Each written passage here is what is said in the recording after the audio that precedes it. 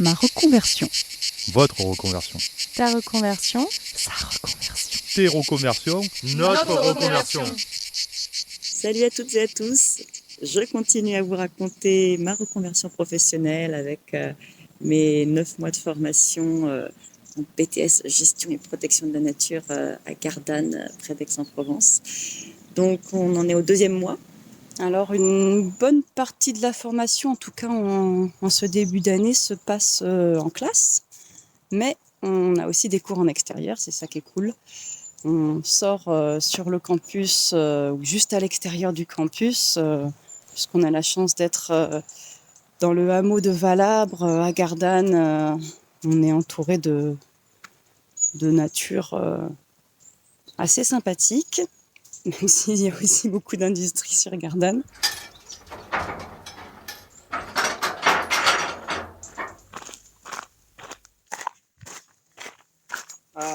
Ici on est sur ce qu'on appelle un chablis.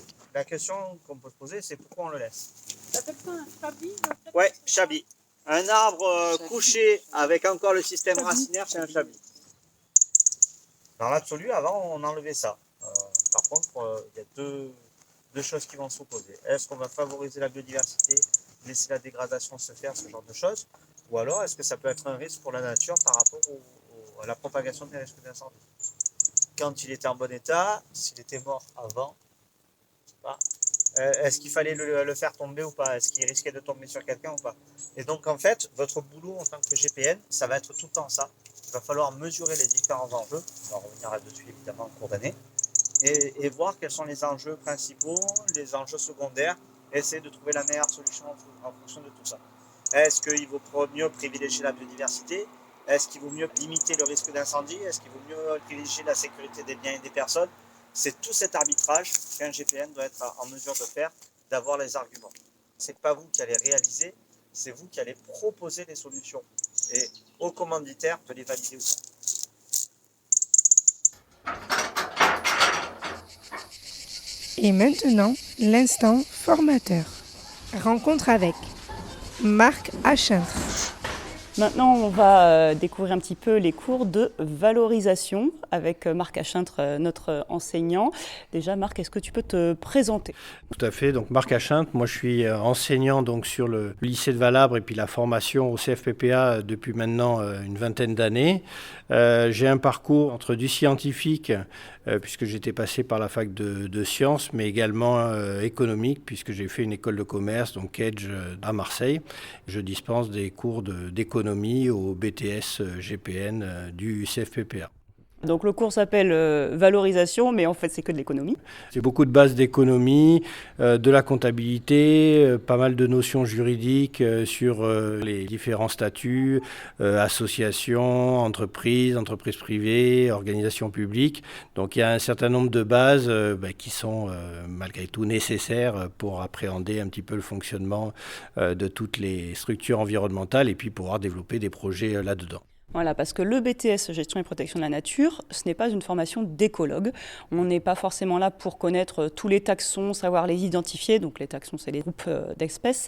Ça, il y a des formations universitaires pour ça. Donc ici, en BTS GPN, pourquoi tu nous formes à ce bagage économique ? Alors, dans les futures activités professionnelles, dans ce dispositif de reconversion, la plupart des étudiants vont être amenés à travailler avec des structures justement environnementales où il y aura des projets à mener. Et donc, pour mener à bien ces projets-là et connaître la réglementation sur demande de subvention et savoir lire des bilans comptables, des comptes de résultats, etc., il faut quand même avoir ces notions-là et pouvoir les comprendre pour pouvoir réaliser les différents projets qui sont menés dans les différentes structures. Quelles vont être les différences entre des promotions comme la nôtre, qui sont des profils de personnes en reconversion, qui ont déjà travaillé par le passé, et les lycéens, auxquels tu enseignes également ici sur Valabre? Quelles vont être les réactions peut-être différentes quand tu enseignes ta matière? Les points qui parfois bloquent sur un certain public ne bloquent pas sur d'autres.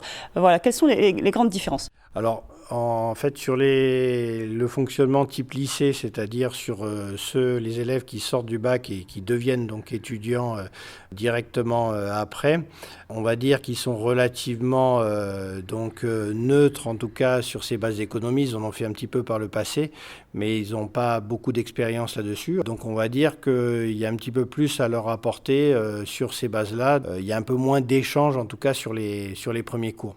Alors que c'est vrai que sur les publics donc adultes, sur de la formation continue, on peut rebondir déjà un petit peu plus facilement sur les expériences des uns et des autres.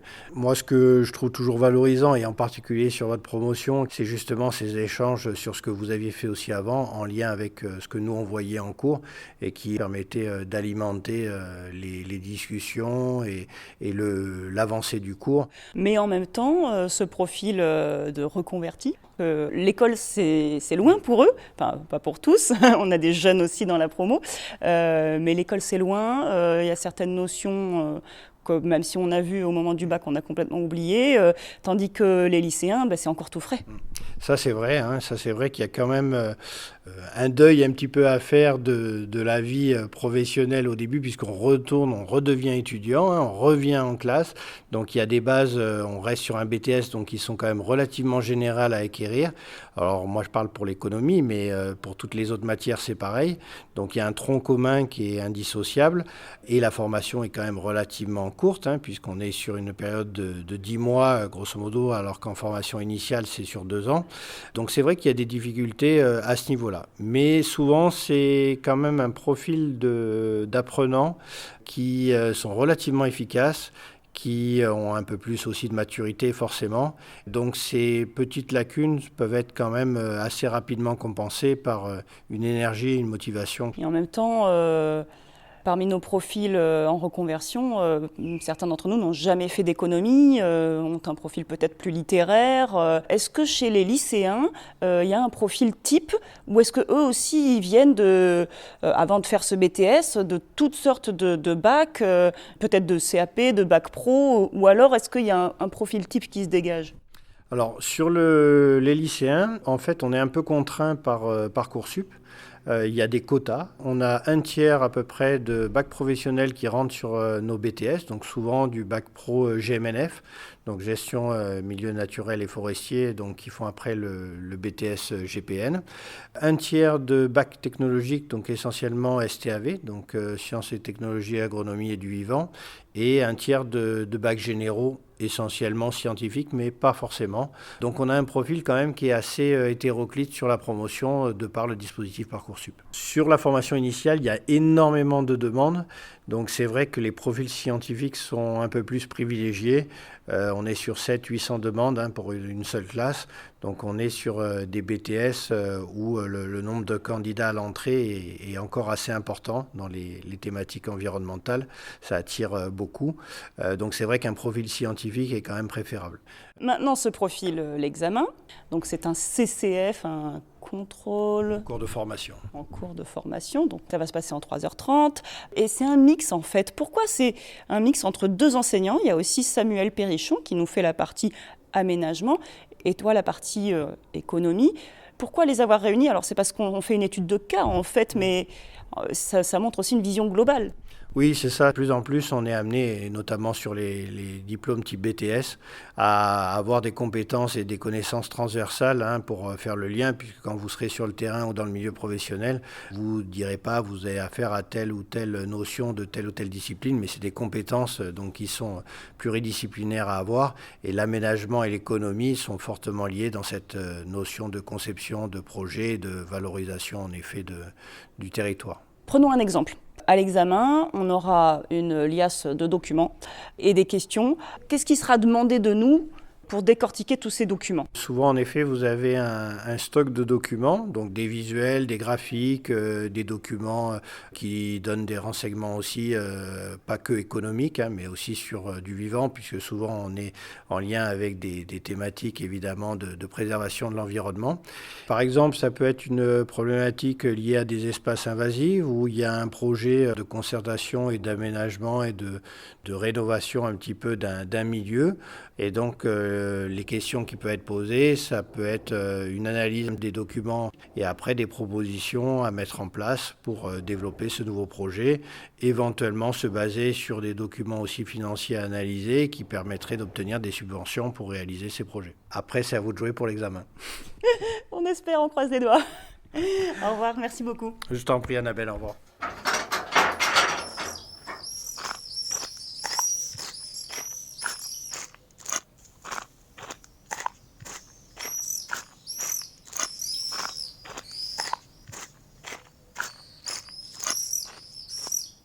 Donc le Chabi, c'est un événement qui est hyper important dans la forêt provençale parce que quand un arbre tombe comme ça, vous voyez qu'il a un système racinaire relativement peu développé avec plutôt des racines verticales et un pivot central. Du coup, il tombe facilement après un coup de vent. En tombant, il peut casser 2, 3, 4, 5, 10 arbres autour. Ça va créer une carrière, ça va faire une ouverture de lumière, donc on va avoir pas mal de nouvelles plantes qui vont profiter de cet apport de soleil pour repousser. Ça participe à la régénération de la forêt provençale. Derrière, ça crée plein d'habitats, parce qu'il y a pas mal d'animaux qui vont pouvoir profiter de tout ça. Donc c'est vraiment des choses qui sont importantes et intéressantes à laisser, surtout si derrière, il n'y a pas d'enjeu de sécurité. Après, enlever un truc comme ça, c'est une galère. Là, il a été tronçonné pour récupérer le bois parce que c'était en plein milieu. Mais voilà, maintenant, il ne craint plus rien. Et vous allez voir que dans les années à venir, particulièrement, on parlait des alignements d'arbres en bord de route ou en bord de forêt. Quand l'arbre est mort et qu'il présente un danger, on va le couper à une hauteur à peu près d'1,50 m, 2 mètres, et on va laisser la souche sur place pour qu'elle se dégrade petit à petit et nourrir la biodiversité. Donc ça risque de ne pas faire joli, ça risque de choquer un petit peu les gens au début. C'est votre boulot aussi dans l'avenir d'expliquer pourquoi on a fait ça. Mais ouais, c'est vraiment des trucs Après, qui sont... À Gardanne, là, j'ai vu qu'ils ont coupé tous les pins parasols qui défonçaient le bitume, tout ça. Ouais, ça c'est Mais encore une du autre coup, histoire. ils étaient assez gros, je trouvais ça dommage de les avoir coupés. Et en plus, ils les ont coupés, mais effectivement, ils ont laissé une partie du tronc. Ouais, Et là, moi, c'est la je trouve finance. ça- Moi, je te dis de laisser vraiment des hauteurs significatives de tronc. Eh ben là, non, en fait, ils ont coupé là, mais du coup, ça ressemble à rien. Et du coup, je n'avais pas trop l'intérêt. Ben, parce que ça défonce le goudron. Peut-être qu'ils ont prévu de refaire le parking. Ils ont juste commencé comme ça. Par contre, peut-être qu'ils apprendront que mettre les platanes sur un parking, c'est débile. Ou alors, il faut changer le modèle de parking. Bah, Bon. les platanes, Et les pins. Ouais, tous les pins. Enfin, la plupart des pins. Surtout en Provence, où on n'a pas d'épaisseur de sol hyper importante. On verra ça en cours d'année. Et du coup, les racines horizontales elles sont beaucoup plus importantes.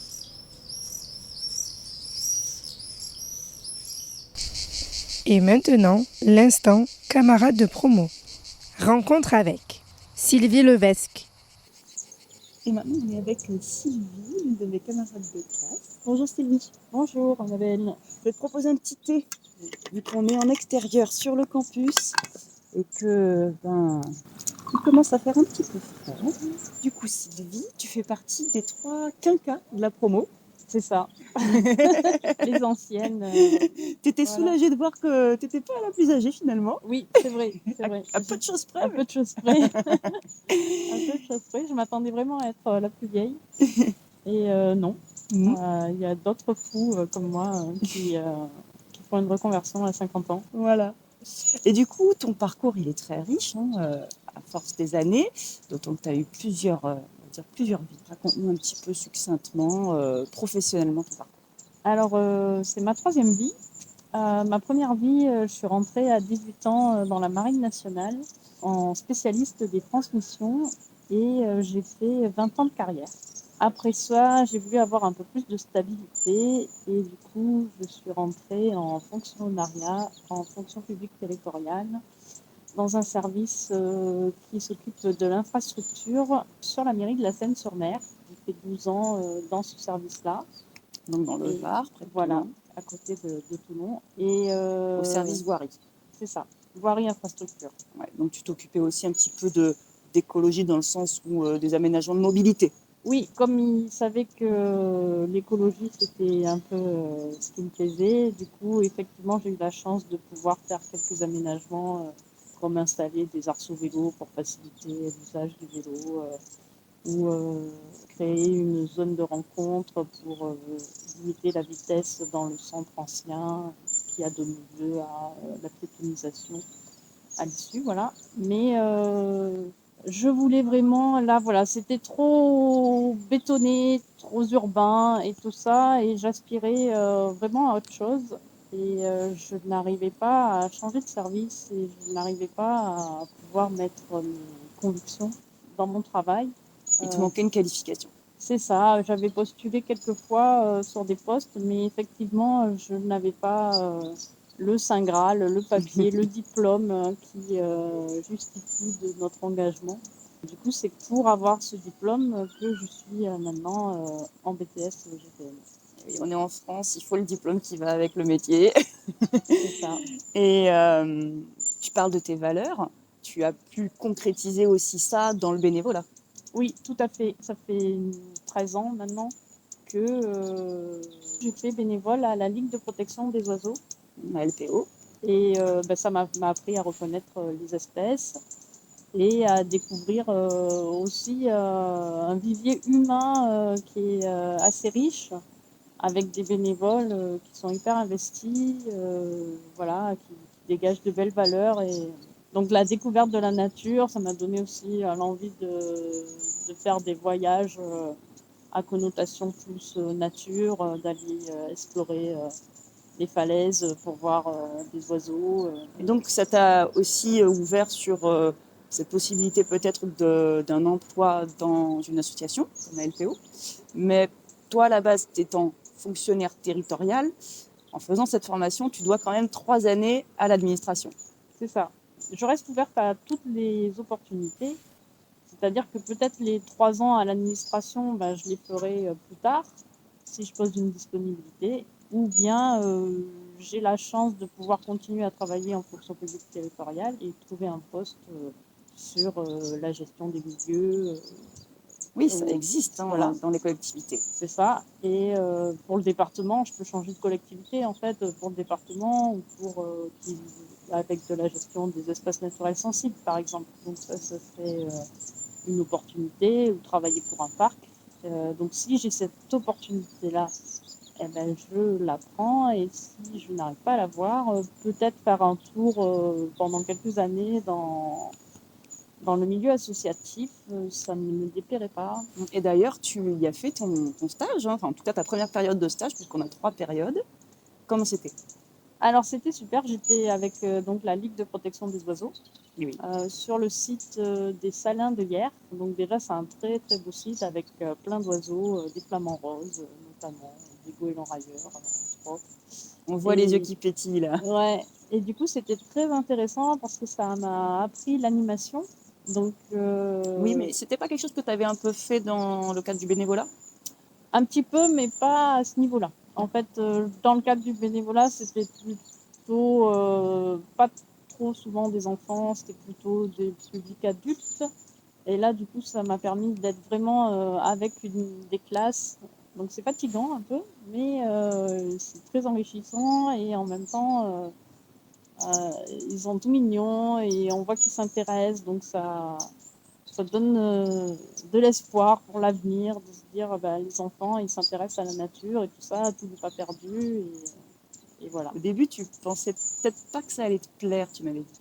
C'est vrai, parce que du coup j'appréhendais un peu le fait d'avoir une grande quantité d'enfants et de me faire envahir et tout, et bon c'était bien, et voilà, il y avait des moments où c'était vraiment très mignon et des réflexions, ça nous interpelle sur les réflexions qu'ils peuvent avoir en fait, parce que du coup on n'appréhende pas forcément les choses de la même façon, et du coup des fois ça remet aussi en question nos propres certitudes, de se dire ah oui tiens j'avais pas vu la chose comme ça. C'est ça. Ouais, tout à fait. Les enfants ils ont un regard neuf. Ouais.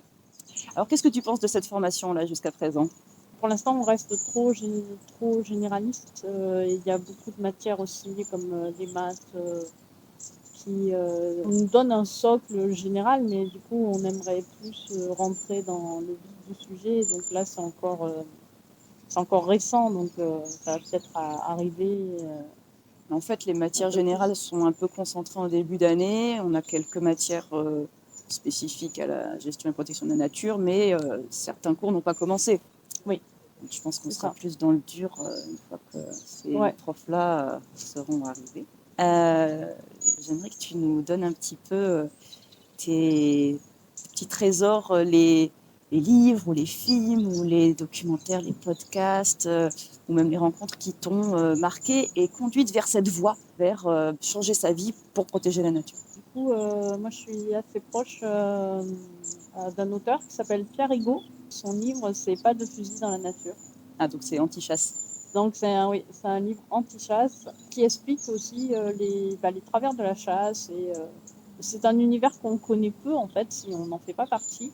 Ça révèle certaines pratiques, etc. Et c'est marrant parce que la chasse aussi, ça fait partie des questionnements qu'on se pose dans cette formation et dans nos bouquins aussi. Ça, Ouais. voilà, ça explique pourquoi la chasse peut être utile aussi pour gérer un espace naturel. Oui, ça fait partie des acteurs de l'environnement avec qui il faut concilier, quoi. Et oui. Et d'ailleurs, il y a aussi quelque chose qui a du mal à rentrer, mais qui rentre petit à petit, et tu en es un exemple flagrant, c'est de ne pas penser greenwashing tout de suite, de donner sa chance à des acteurs qu'on pourrait penser peut-être anti-nature par leurs actions, mais il faut laisser sa chance à tout le monde et pas être trop dans le militantisme avec des œillères, quoi.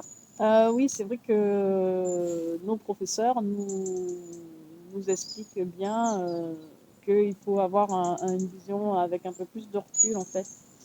De laisser peut-être de côté le côté passionnariat et d'essayer de prendre en compte tous les acteurs de la société civile et de l'environnement et tout ça, tous les acteurs qui ont un point de vue différent et d'essayer d'avoir un débat un peu plus élevé et une vision un peu plus large. Par exemple, moi, ça a été frappant quand on nous a parlé d'agriculture et on nous a expliqué les grands changements de l'agriculture à partir des années 50 et tout ça. Et du coup, ça a permis aussi d'avoir une autre vision, de comprendre que tout n'est pas si simple, que des fois, il y a des politiques d'État qui font faire des erreurs aux gens, mais c'est pas forcément la faute des gens. Voilà. Et, On parle des agriculteurs depuis les années 50-60. ouais, voilà, ils ne sont pas responsables de tout et il faut arriver à se mettre à leur place. Voilà, c'est pas évident. Il y a eu des grands bouleversements et c'est pas évident de tout remettre en cause. Voilà, quand les gens vivent avec des traditions bien ancrées, c'est difficile de faire changer les choses et après ça peut se faire d'une façon plus douce. Il faut que nous, en tant que BTS-VPN, on se positionne en tant qu'écologue et que du coup on arrive à avoir une vision plus neutre, dépassionnée. Voilà, dépassionnée. D'ailleurs, on a des cours avec la prof de français d'écoute active. C'est ça. Donc faire répéter, reformuler. Oui, c'est intéressant. Merci beaucoup Sylvie. On va retourner en cours parce que là on a pris l'occasion de la pause, mais le cours de maths a peut-être repris. Allez, on y retourne.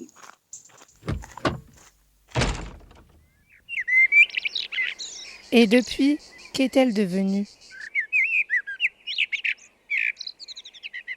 Sylvie a très vite trouvé un poste de chargée de mission de développement durable responsable service environnement à la ville de Pérols en Provence, dans les Bouches-du-Rhône. Elle reste donc dans la fonction publique territoriale. Et maintenant, l'instant professionnel. Rencontre avec Julie Ranguin-Matalia. Et maintenant, je vais vous présenter Julie Ranguin-Matalia. Julie, est-ce que tu peux te présenter, s'il te plaît ? Oui, bonjour. Donc je m'appelle Julie. Je suis une reconvertie, si on peut dire ainsi, de l'éducation nationale, où j'ai été pendant 20 ans professeure de lettres en collège et en lycée. Et assez récemment, il y a 2 ans, j'ai décidé de me reconvertir dans le domaine de l'environnement.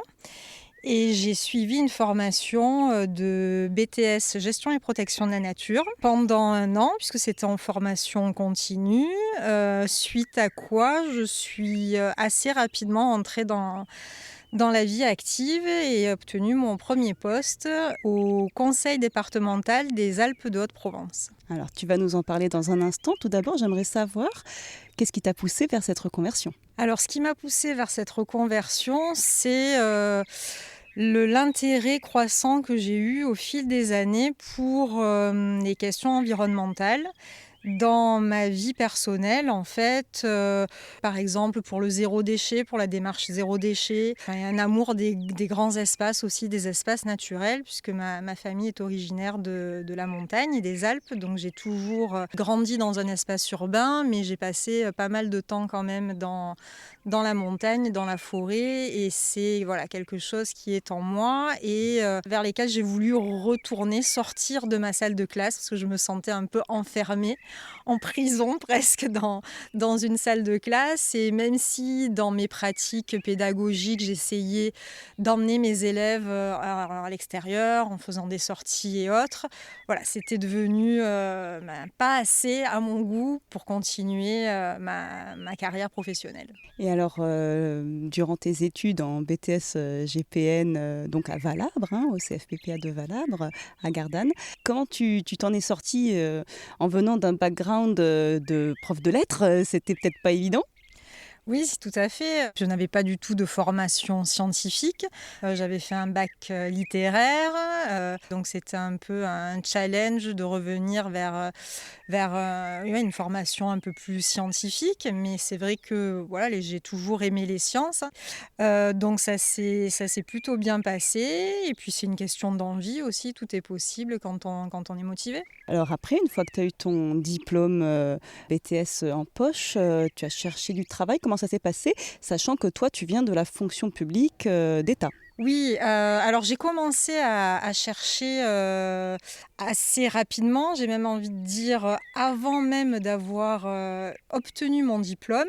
J'ai commencé à envoyer des candidatures et j'avais été embauchée pour mon premier poste avant même d'avoir obtenu mon diplôme. C'est vrai que là j'ai fait preuve d'anticipation pour le coup, j'ai pas attendu parce que voilà, j'étais motivée, je voulais tout de suite entrer dans le monde du travail, dans ce nouveau domaine. Et donc, parmi les candidatures que tu as faites, c'était au conseil départemental des Alpes de Haute-Provence. Comment ça s'est passé? C'était aussi sous réserve d'obtenir mon BTS. Voilà, et j'ai pu signer avant de commencer, moins d'1 mois après avoir obtenu le BTS. Par contre, j'étais contractuelle sur ce premier poste parce que c'était un poste de catégorie B et qu'en étant enseignante dans l'éducation nationale, j'étais fonctionnaire de catégorie A. Dans ces conditions, je ne pouvais pas postuler pour avoir un détachement sur un poste de catégorie B. En fait, on ne peut pas être en détachement sur un poste de catégorie B quand on est de catégorie A. Donc voilà, j'ai été contractuelle, j'ai eu un CDD de 1 an qui devait être renouvelé. C'est vrai que dans ce domaine-là et sur les postes qui m'intéressent, je me rends compte il s'agit souvent de postes de catégorie B et ça peut être une difficulté dans la mesure où pour l'instant je suis en disponibilité et que ma disponibilité n'est pas éternelle et qu'au bout de 5 ans de disponibilité, que j'ai eu la chance déjà d'obtenir, il faudra, si je n'ai pas obtenu de détachement sur un poste de catégorie A, que je retourne dans l'éducation nationale pendant 18 mois si je veux repartir ensuite en disponibilité pour 5 autres années. Le revers de la médaille. Exactement, ouais, c'est la contrainte. Du coup, les rémunérations sont moindres. Et oui, les rémunérations sont moindres parce qu'en étant en détachement, je vais conserver mon ancienneté et du coup le salaire que j'avais en tant que prof, alors qu'en étant contractuel sur un poste de catégorie B, ou si je dois repasser un concours de catégorie B, puisque c'est aussi une possibilité si je renonce à la catégorie A, mon salaire sera moindre. Et actuellement, en tant que contractuel, mon salaire est moindre que ce que j'avais. Mais bon, ça, c'était quelque chose que j'avais anticipé. Et voilà, un sacrifice que j'étais prête à faire avec cette reconversion. J'ai déjà été très chanceuse d'avoir trouvé assez rapidement un poste. Donc tu regrettes pas le jeu en vaut la chandelle sur ton poste, tu es heureuse? Vraiment aucun regret. C'est vrai que j'aimais beaucoup enseigner. Je l'avais vraiment fait par vocation et j'étais passionnée de transmission auprès des élèves. Mais c'est vrai que c'est un autre cadre de travail, une autre façon de travailler que j'apprécie. Alors, décris-nous un petit peu tes missions dans ton poste au département des Alpes de Haute-Provence. Alors, au département du 04, mes missions sont assez nombreuses, puisqu'en fait, je suis à 50% sur la réserve naturelle nationale géologique de Haute-Provence, qui est gérée par le département du 04. Et donc, cette partie de mon poste est financée par l'État. Et pour ce côté-là de mes missions, cela concerne la médiation, le développement de la médiation auprès des publics, puisque c'était un des volets qui manquait un petit peu à la réserve géologique de Haute-Provence. Donc c'est une mission de coordination au niveau des acteurs du territoire. Et les 50 autres pourcents concernent la politique des espaces naturels sensibles du département, donc qui est dans 04 avec une spécificité qui concerne surtout de l'aménagement des espaces naturels sensibles. Et une autre petite partie de ces 50% concerne la politique de transition écologique du département, à savoir la rédaction du rapport de développement durable annuel. Et ce qui a été fait récemment également, c'était le bilan des émissions de gaz à effet de serre qui est devenu obligatoire pour les collectivités de plus de 50 000 habitants et que donc le département du 04 a dû faire et soutenu par un bureau d'études spécialisé dans ces BGES. Et donc toutes ces missions, tu les découvrais, tu es complètement novice, on va dire. Tu as eu une passation, un relais par une prédécessrice ou un prédécesseur ? Alors, il n'y avait personne qui m'avait précédé dans ces missions-là. Au niveau de la réserve, j'avais toute une équipe, l'équipe de la réserve qui m'a accompagnée, donc le conservateur, la chargée de mission scientifique et deux autres gardes. Et au niveau des espaces naturels sensibles, j'avais une collègue en fait qui travaillait depuis plus de 15 ans sur ces missions-là et donc qui m'a accompagnée, qui m'a formée, avec qui je partageais le bureau. Donc on a vraiment beaucoup échangé, elle m'a beaucoup apporté. Par contre, sur la transition écologique, là j'étais beaucoup plus en autonomie, même si je n'y connaissais pas grand-chose, mais j'avais le rapport développement durable est quelque chose qui se fait dans d'autres collectivités, donc j'ai pu m'appuyer sur ce qui se faisait ailleurs. Et pour le BGES, j'avais comme appui le bureau d'études. Voilà. Quelle est la partie que tu préfères dans ton job ? Alors, la partie que je préfère, c'est le contact avec un nombre d'acteurs très important. C'est vrai que quand on est dans l'enseignement, on est en contact avec les élèves le plus souvent, avec un peu ses collègues aussi, et très peu avec les parents et très peu avec sa hiérarchie, on va dire. Et là, en fait, il y a une multitude de contacts et d'acteurs du domaine de l'environnement, mais dans des domaines qui vont de l'animation, la sensibilisation, à la gestion des espaces naturels, à la gestion des espèces aussi. Donc, c'était vraiment très intéressant à ce niveau-là d'avoir une telle multitude de contacts très enrichissants. Et je rajouterai que tu continues à te former, notamment en allant à des journées de professionnalisation organisées par le GREN. Tout à fait, oui, c'est quelque chose que j'ai toujours eu à cœur de continuer à me former, même que quand j'étais dans l'enseignement, on ne finit jamais d'apprendre des choses et donc de se former et enrichir notre pratique professionnelle, c'est très important pour moi. Quel serait ton conseil à des personnes qui se trouveraient dans ta situation précédente, ne trouvant plus trop sens à leur travail ou en tout cas ayant envie de changer de travail pour se consacrer à l'environnement? Quel serait ton conseil ? Alors, mon conseil serait vraiment d'y aller à fond quand on est pas forcément très bien dans ce qu'on fait, qu'on a envie de changer. Alors c'est vrai qu'on a peur, mais voilà, il faut vaincre un peu ses peurs, parfois se faire violence et puis y aller, parce qu'il n'y a que comme ça qu'on peut aller de l'avant. Et voilà, il ne faut pas avoir peur aussi de faire quelques compromis, on va dire, parce qu'on ne pourra jamais avoir ce qu'on a eu en termes financiers ou de confort matériel ou d'horaire. Donc voilà, il faut faire des compromis aussi, mais si on est motivé, tout passe bien, quoi. Merci beaucoup. Merci à toi, Annabelle. Je voulais rajouter que voilà, la nature est belle, elle mérite d'être préservée. Donc plus on sera nombreux, plus on espère que voilà, ça portera ses fruits et que on pourra offrir aux générations qui suivent une belle nature avec des espèces naturelles, des espèces protégées, préservées le plus longtemps possible. Merci. Merci à toi. À la prochaine. Au revoir. Ma reconversion est portée par l'association Graines Provence-Alpes-Côte d'Azur, avec le soutien de la DRAF, du CFPPA d'Aix-Valabre, de l'Adréal, de l'Agence de l'eau Rhône-Méditerranée-Corse et de la région Sud. Un immense merci à eux. Et surtout à vous, si vous aussi, vous voulez soutenir les acteurs de l'éducation à l'environnement et au développement durable, faites un don aux Graines Provence-Alpes-Côte d'Azur sur Hello Asso.